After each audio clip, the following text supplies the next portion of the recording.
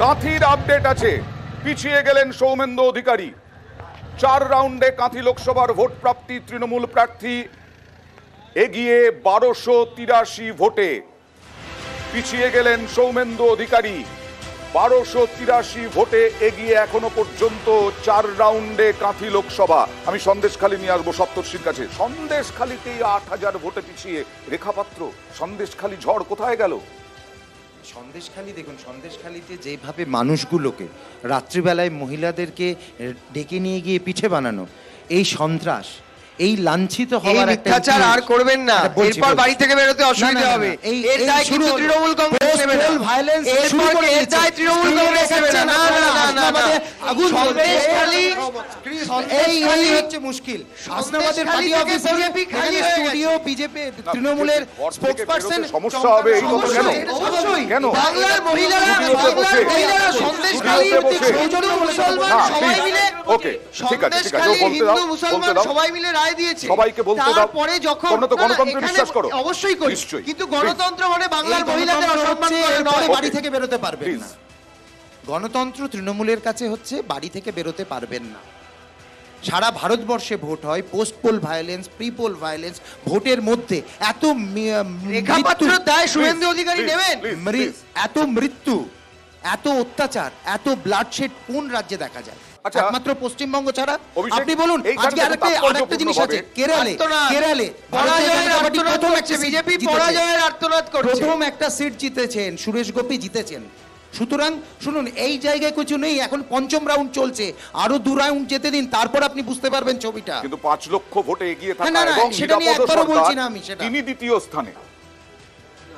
সেটা কোথায় বলো তো, যে দেখো নিরাপদতা দ্বিতীয় স্থানে থাকাটা রাজনৈতিকভাবে স্বাভাবিক, কারণ সেই ভদ্রলোক গ্রেফতার হয়েছিলেন।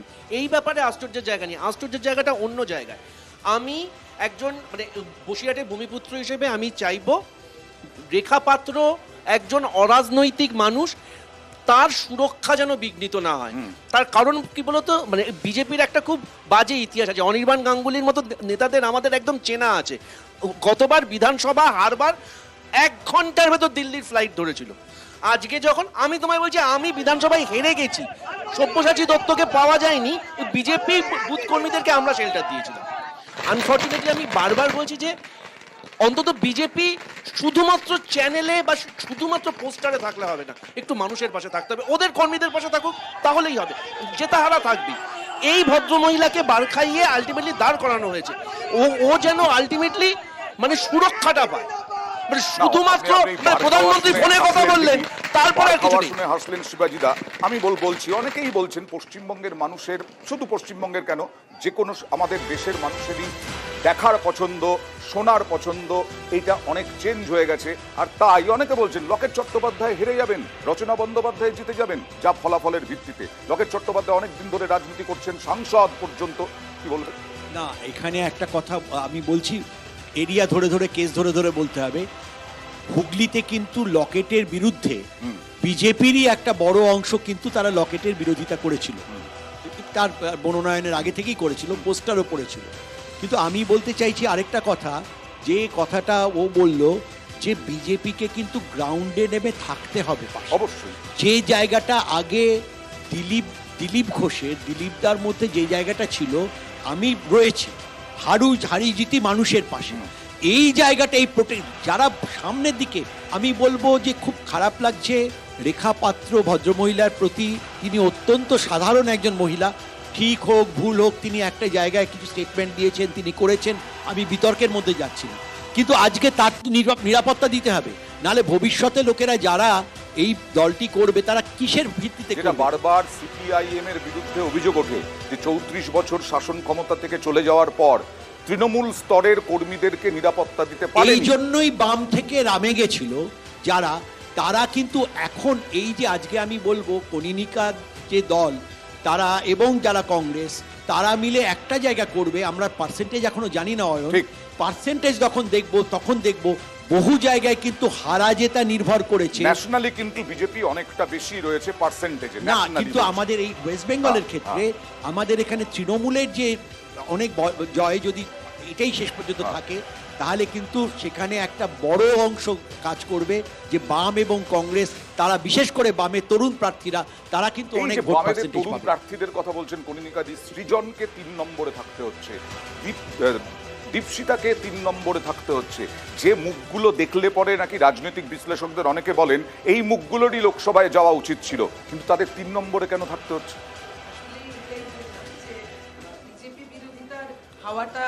দিলীপ ঘোষ কি বলছেন একবার দেখি। দিলীপ ঘোষ 58,000 ভোটে পিছিয়ে। পাশ দিয়ে ঢুকিয়ে দিয়েছি, তারপরে বাড়ি গিয়ে আসছি। তো এদের সিস্টেম সব পরে ডেভেলপ হয়, আগে থেকে কিছু ছিল। হ্যাঁ, অবশ্যই জানানো উচিত। এখানে কোথায় রাখতে হবে মোবাইল, কেউ তো জিজ্ঞেস করবে, কেউ তো জিজ্ঞেস করেনি। যেমন আমি ভিতরে এলাম, এখন বলছি ঢুকতে দেওয়া হবে না, কেউ জিজ্ঞেসই করেনি কিছু, সবাই জানে আমি ক্যান্ডিডেট। এখন বলছি ক্যান্ডিডেট মোবাইল ভিতরে যাবে না, ও গোপন আনতে গেছে, কি আনতে গেছে আমি জানি না, কি প্রসিডিওর আছে। হ্যাঁ, সবসময় মোবাইল নিয়ে ভিতরে যেতে তো কোনো অসুবিধা ছিল না, সিকিউরিটিও ভিতরে যেত, এখন সব বন্ধ করে। ঠিক আছে, সেটার ইনফরমেশন ঠিক মতো দেওয়া উচিত। আমাকে তো কমপক্ষে দেবে, আমি ক্যান্ডিডেট, বাকিদের জন্য ঠিক আছে। আমি জানি না কি আছে অ্যাডমিনিস্ট্রেশনে। তো 2 রাউন্ড হয়েছে, অপেক্ষা করুন না, 15 রাউন্ড হবে।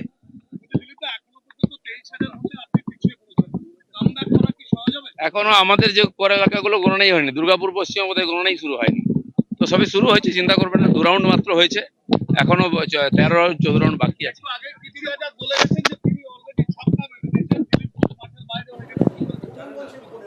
আচ্ছা, যেটা বলছিলাম, যেটা বলতে বলতে থেমে গেলেন কনিনিকাদি, সুজন চক্রবর্তীকেও 3য় স্থানে থাকতে হচ্ছে। সেটা এখনো সেটা হয়ে গেছে এমন না, এখনো অবধি বলছি। এখনো সেটা দেখা যাক সেটা কি হয়।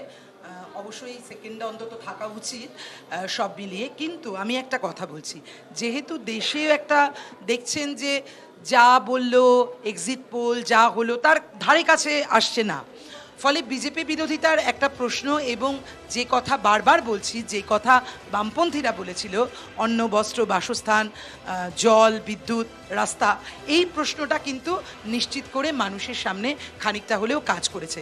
এখন সেক্ষেত্রে স্বাভাবিকভাবে কে বিজেপিকে হারাতে পারবে সেই জায়গাটা নিশ্চিত করে মানুষের মধ্যে খানিকটা বেশি কাজ করেছে, সেই জন্য 1 নম্বর কথা। আর সেখানে তাই জন্যই সেখানে রাষ্ট্রশক্তি গোটাটাকে সাথে নিয়ে বিজেপি, গোটাটাকে সাথে নিয়ে লেভেল প্লেইং ফিল্ডটা আপনি ভাববেন যে ইলেকটোরাল বন্ড আছে, সব কিছু আছে ওদের সঙ্গে, তৃণমূলের সঙ্গে আছে, বিজেপির সঙ্গে আছে, সেখানে দাঁড়িয়ে আমাদের প্রচার, আমাদের লড়াই, তার মধ্যে দিয়ে কিন্তু আপনাদের কৌটোগুলো কি হলো? একটা জায়গায় যে কৌটো নাচিয়ে কি করে 34 বলে, বছর এত টাকা কি করে তুলেছে, বলে সেই এই কৌটোগুলোর কথা? কি হলো? সুদীপরা এই কথা কি করে বলে? ইন্ডিয়া জোটকে শক্তিশালী করার কথা বলতে হবে, কনিনিকাদিদের সঙ্গে থাকতে হবে। আমি আসছি, 1 মিনিট একটু দেখাই মুরলীধর সেন লেনের ছবি দেখাই।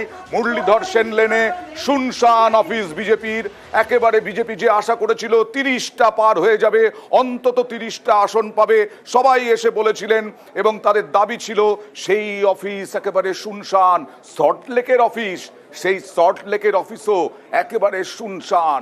এই লোকসভা নির্বাচনের আগে, বেশ কয়েক মাস আগে বিভিন্ন গোষ্ঠী দ্বন্দ্বে এই অফিস একেবারে উত্তাল হয়েছিল। কথা বলবো প্রতিনিধি অনুপের সঙ্গে। অনুপ, কি খবর, কারা আছেন, কেউ কি এসেছেন আদৌ? অনুপ, শোনা যাচ্ছে? সেই ফলাফলের পরবর্তী ক্ষেত্রে লক্ষ্য করেছে সল্টলেক যে বিজেপি অফিস, সেই বিজেপি অফিস কিন্তু এখনো পর্যন্ত শুনতাম। সকাল থেকে যেমন যে হিসাবে বিজেপি কর্মী বা সমর্থকদের যে আয়োজন করা হয়েছিল, কিন্তু সেক্ষেত্রে দেখা যাচ্ছে এখনো পর্যন্ত বিজেপি কোনো কর্মী সমর্থক তারা কিন্তু সল্টলেকের যে পার্টি অফিস বিজেপি সেই সদর দপ্তর সেখানে তারা এসে পৌঁছয়নি, বা কোনো ফাঁকা একেবারে রাস্তাঘাট এমনটা বলা চলে। কোন শীর্ষস্তরের রাজ্য নেতৃত্ব কেউ আছেন? তো হাতে গোনা কয়েকজন নেতা যারা হচ্ছে শ্রমিক ভট্টাচার্য বিজেপির মুখপাত্র, তার পাশাপাশি রাজ্যসভার সাংসদ তিনি যেমন উপস্থিত আছেন, তার পাশে মঙ্গল পাণ্ডে এবং ফাল্গুনী পাত্র সহ আর কোনো বিজেপি নেতৃত্ব কিন্তু একেবারে এখানে লক্ষ্য করা যাচ্ছে না। শুধুমাত্র শ্রমিক ভট্টাচার্য, তাকেই বিজেপির যে সদর দপ্তর, সেই সদর দপ্তরের সামনে একবার দেখা গিয়েছে এবং তিনি একমাত্র উপস্থিত আছেন। যদিও বিজেপির যে দপ্তরের সামনে রাস্তাঘাট থেকে শুরু করে কার্যত কর্মী সমর্থক কোনো উল্লাস নেই, এমনটাই কিন্তু। এরকম কোন খবর আছে শুভেন্দু অধিকারী আসবেন বা কিছু? তা এখনো পর্যন্ত শুভেন্দু অধিকারী এই দপ্তরে আসবেন কিনা এখনো পর্যন্ত বিজেপি নেতৃত্ব যারা এখানে আছেন হাতে গোনা 3 জন, তাদের কাছে কিন্তু কোনো খবর নেই। শুধুমাত্র গিয়ে যে গোটা কি পর্যালোচনা হচ্ছে, কি কোন দিকে ইতিমধ্যেই ভোটের শেষ ফলাফল যাচ্ছে সেদিকে নজর দিয়ে শুভেন্দু অধিকারী আসবেন কিনা এখনো পর্যন্ত বিজেপি যে নেতৃত্ব তাদের কাছে কোনো রকম খবর নেই। ধন্যবাদ।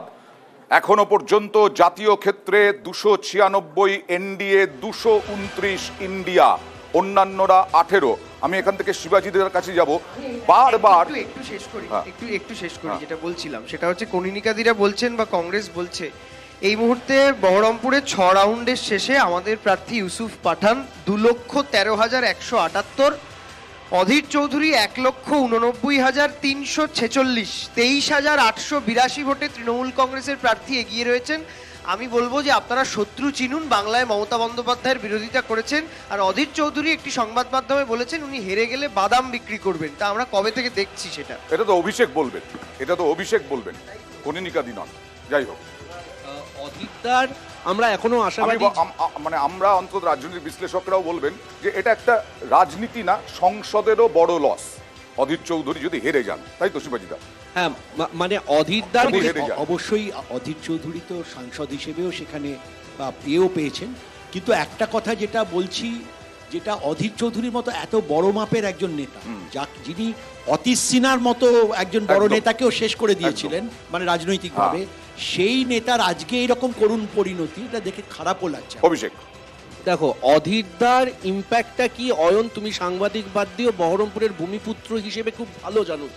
এবার সেখানে দাঁড়িয়ে দেখো অঘটন ঘটে বলেই বুদ্ধ ভট্টাচার্য হেরে যান, মমতা বন্দ্যোপাধ্যায়ও হেরে যান, কিন্তু আমরা রাস্তায় নেমে অন্তত এটা বুঝেছিলাম অধীর রঞ্জন চৌধুরীর দলমত নির্বিশেষে অধীর রঞ্জন চৌধুরী জিতবেন এবং এটা কংগ্রেসের জয় নয়, ব্র্যান্ড অধীরের জয়। এখন অব্দি 5টা রাউন্ড হয়েছে, আরো বোধহয় 13টা না 14টা রাউন্ড বাকি আছে।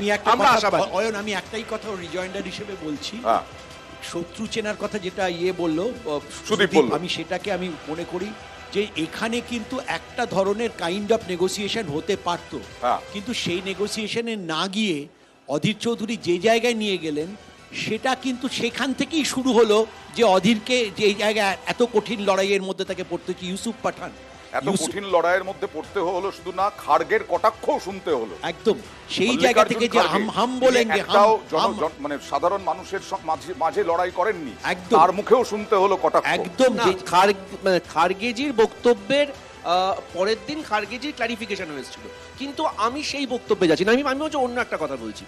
অধীর রঞ্জন এই মুহূর্তে কালীঘাটে বৈঠক, অভিষেক বন্দ্যোপাধ্যায়, মমতা বন্দ্যোপাধ্যায়, অভিষেক বন্দ্যোপাধ্যায় বৈঠক। কথা বলবো প্রতিনিধি আবিরের সঙ্গে। আবির, কতটা তাৎপর্যপূর্ণ, গুরুত্বপূর্ণ এবং আগামী দিনে সাংসদ যারা হবেন তাদের নিয়ে বৈঠকের এটা একটা রূপরেখা তৈরি কিনা এই বৈঠকে?